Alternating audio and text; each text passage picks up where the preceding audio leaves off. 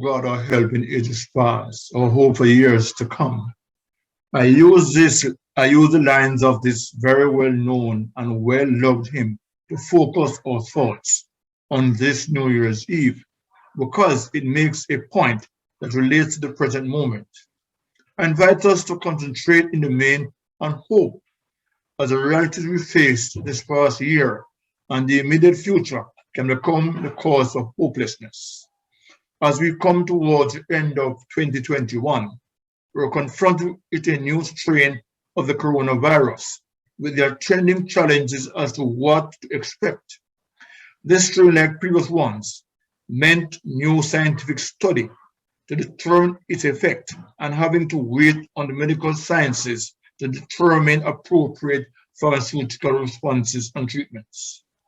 As we think to the immediate future, this process is still underway.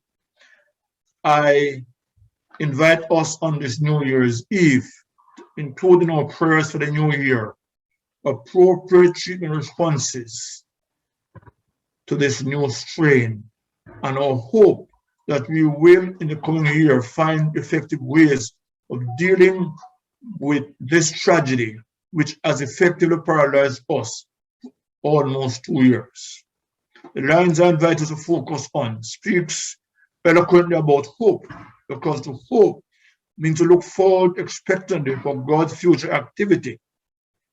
The ground of hope is God's past activity in Jesus Christ. Jesus points the way to God's purposes for his creation. As Christians, our hope is centered in the fulfillment of God's kingdom. This is the reign and rule of God over and within our lives. The hope is to be liberated from fear of the future. It is this experience of liberation that will enable us to see around us the struggles and challenges being experienced by others and become part of this struggle in many ways that make hope a reality for persons struggling. Hope, my brothers and sisters, is not a personal struggle. It is not confined to any specific community. Hope is focused in the King of God. As such, it is universal in focus.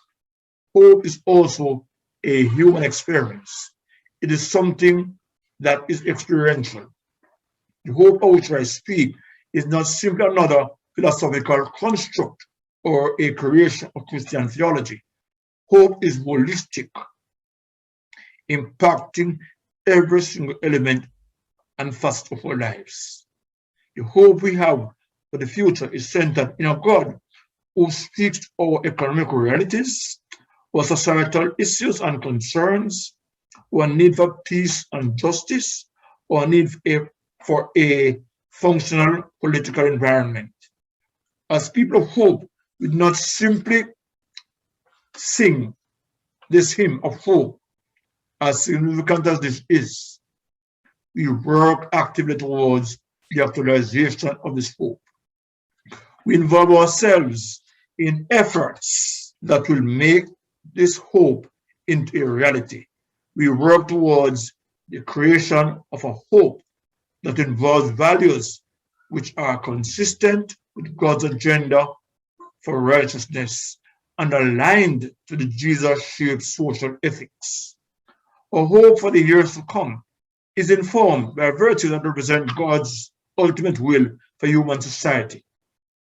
You and I, the church, are like an arrow sent into the world to point to the future. A quotation from Jürgen Moltmann in his work, Theology of Hope. Our hope is realistic and objective. It is not utopian or perfection. It is a work. It is therefore a work in progress. It is being conscious to the realities of human weaknesses and failures. Our focus and inclination to despair and experience loss is replaced by our hope in God, who has been our hope in years past, and in particular the year just ending. God is our hope of ages past, our hope for years to come. Part of our hope is seen as we reflect on the past and learn upon from our reflection lessons that can apply to the future. In a few minutes, we'll welcome a new calendar period in ongoing history of humanity. We enter this new period with God because God is our hope in ages past, our hope for years to come. The entire Jennings clan join with me in wishing you all a fulfilling and blessed 2022.